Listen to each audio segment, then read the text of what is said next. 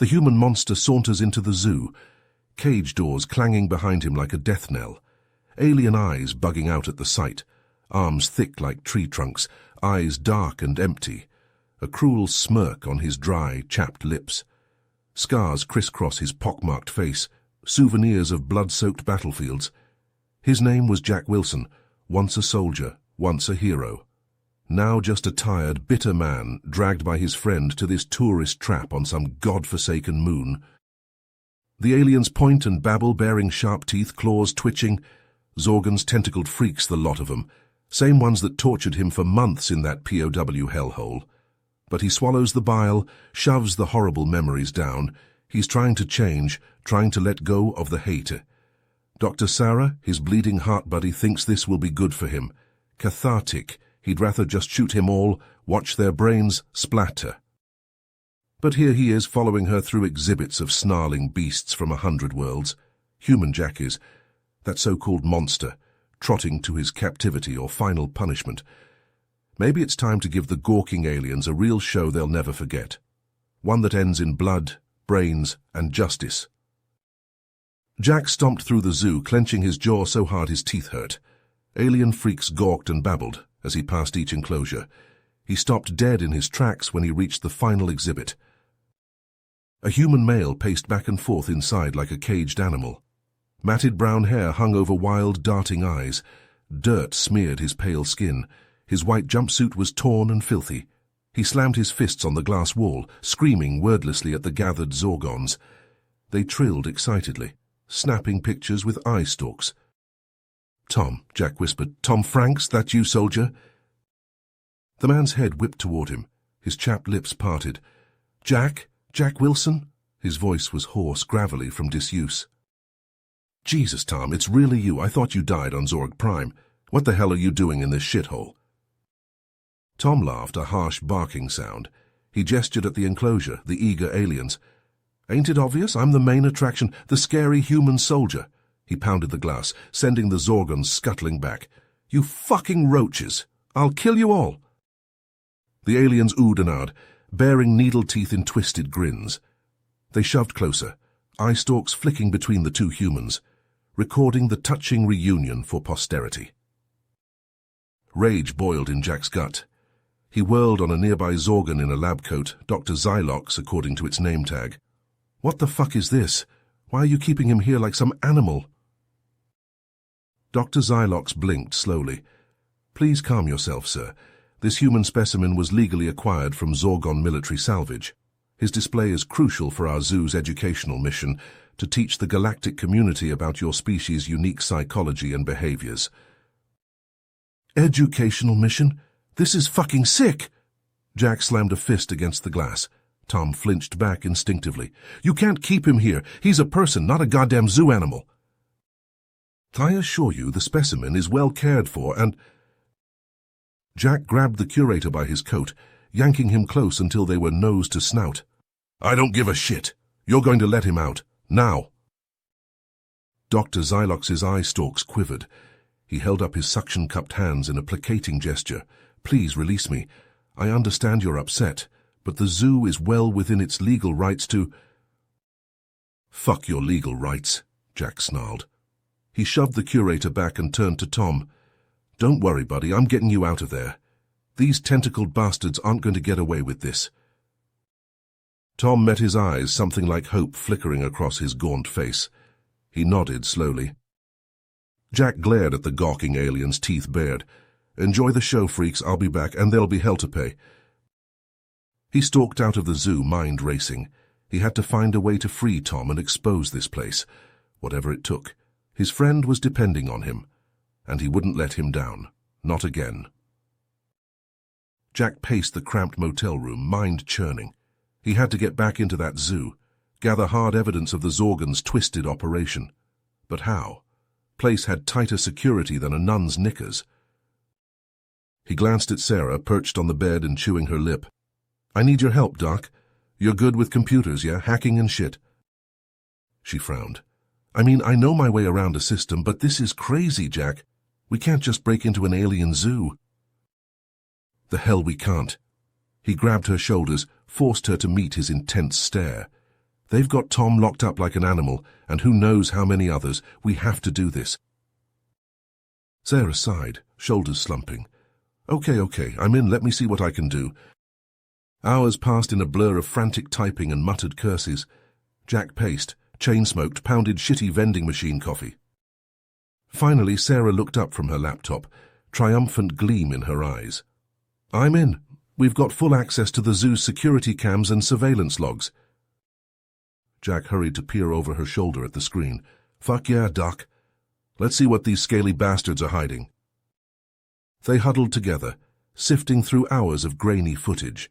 Cam after cam showing caged creatures listlessly pacing, but nothing on Tom or any other humans. Oh, wait, stop. Jack jabbed a finger at the screen. There, what's that? The camera was angled toward a nondescript door hidden in a shadowy service corridor. Lab-coated Zorgons scuttled in and out at irregular intervals. Sarah chewed her lip. I don't have a camera inside. Let me see if I can find a blueprint or manifest. A few keystrokes later, she had it. Her face paled as she read. Oh God, Jack, it's not just Tom. They've got dozens of POWs down there. Jack clenched his fists, jaw tight. Doing what? What are those tentacled fucks doing to them? More typing, more grainy video, then experiments. They're harvesting something from the prisoners, some kind of essence. Sarah looked up, face grim. They want to make super soldiers, Jack. Zorgon troops with human aggression and killer instinct. Jesus fucking Christ. Jack slammed a fist on the desk, making Sarah jump. Rage boiled in his gut, in his veins. He welcomed it like an old friend. Let it burn away his doubts and fears until only purpose remained. Call the boys, Doc, my old unit. Tell them we've got a job and it can't wait. Sarah nodded, already dialing. What are you going to do? Jack checked his sidearm, slid a serrated combat knife into his boot. Let a cold, brutal grin split his craggy face. I'm going to show those alien freaks what human aggression really looks like, and God help any squid that gets in my way. The night was dark as pitch when Jack and his team moved in, just a sliver of moon peeking through the clouds. Zorgon guards patrolled the zoo's perimeter, tentacles coiled around plasma rifles. But Jack's boys were the best of the best, honed by years of black ops. They slipped past like greased shadows, leaving only broken necks and twitching corpses in their wake. Jack hugged the wall as he edged along the service corridor, senses straining. The hidden door loomed ahead, a single guard hovering before it. Poor bastard never stood a chance. Jack was on him in a heartbeat, serrated blade slicing through purple flesh like butter. Hot blood sprayed as the Zorgon crumpled, gurgling. Jack stepped over the body and wrenched the door open. Alarms shrieked to life, a klaxon wail that set Jack's teeth on edge. Boots pounded down the hall, his radio crackled. Jack, it's Sarah. They're onto you. Get Tom and get the hell out of there. Working on it, Doc. Jack shouldered through the door, submachine gun up and tracking. White walls, blazing fluorescence. Cages lined the room, packed with slumped human figures. His stomach clenched at the sight. They were wasted, skin hanging off bones, track marks livid on their arms. Tom! A shape stirred in the nearest cage, dark eyes slitting open. Jack! Fucking hell, I'm hallucinating again. No time for a chat, buddy. Jack shut the lock off and hauled Tom upright. He was light as a rag doll, just sinew and jutting angles. Let's grab the others and blow this place. Gunfire erupted behind them, slugs pinging off metal. Jack returned fire one-handed, shielding Tom with his bulk. Zorgons boiled into the room, a mass of writhing tentacles and snapping beaks. Purple blood sprayed the walls. Jack's team fell into formation around him, pouring on the heat. They laid down a blistering barrage scything through alien bodies, but more just kept coming, heedless of the casualties. Shit, we're going to get pinned down at this rate, Sergeant Hicks growled, slamming a fresh mag home. Get the civvies out, Jack ordered. I'll draw their fire, buy you some time. Jack, don't... Go! That's an order! Jaw clenched, Hicks led the others to the cages, shooting locks and hauling limp bodies over shoulders. Jack charged down the center of the room, SMG chattering. He vaulted a gurney, rolled, came up spraying lead. A plasma bolt seared his shoulder, the smell of charred meat filling his nose. He barely felt it. Adrenaline sang through his veins, cold purpose crystallizing his thoughts. Kill them all. Make them pay. Magnificent, isn't it? The voice was like oil, sticky and repulsive. Dr. Zylock stepped through the doorway, pristine lab coat billowing. His tentacles writhed, each clutching a scalpel or syringe. The savagery, the sheer brutality. You humans are such perfect weapons. His beak twisted in a mockery of a smile. We thought the Zorgon genome was the ideal template, but we were wrong. We needed your rage, your killer instinct. You talk too much, Jack snarled. He lunged, his blade licking out. Zylox parried with a scalpel, sparks flying. Tentacles whipped around Jack, slimy and sinuous, seeking his throat. He slashed and hacked, black ichor splattering. Zylox screeched, high and shrill, eyes bulging with madness. You can't stop progress, the alien hissed, stabbing with his needles. The Council has seen the future, and it is human. Your species will be our tools, our dogs of war. Fuck you and fuck your Council. Jack caught a tentacle and yanked, sending Zylox stumbling. His boot lashed out, crunching into the Zorgon's knee. Chitin shattered, spraying viscous fluid. Zylox reeled back, shrieking. Jack pressed his advantage, battering the alien to the floor in a flurry of blows. Straddling the twitching body, he grabbed a flailing tentacle and hacked it off at the root. Zylox screamed and thrashed, scrabbling at Jack's face. Jack caught the alien's neck and squeezed, choking the cries to gargles. He raised his blade high. This is for Tom, you squid fuck. The knife fell and fell, stabbing and sawing. Zylox shuddered and went limp, twitching as his life bled out in spurts. Jack staggered to his feet, gore splattered, chest heaving. It was over. It was finally over. He found the others outside, a ragged band of survivors huddled under Hick's watchful eye. Tom was there, draped in a blanket, arm around a shivering woman. Medics swarmed them, jabbing IVs and barking orders. Jack stumbled to Sarah, suddenly dizzy. We did it, Doc. We got him out.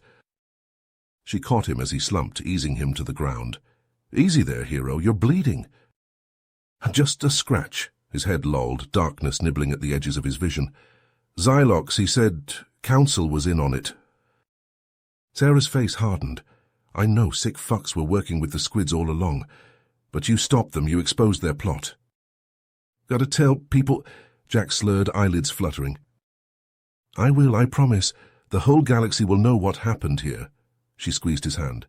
You rest now, let me take care of you for once. Jack managed a nod.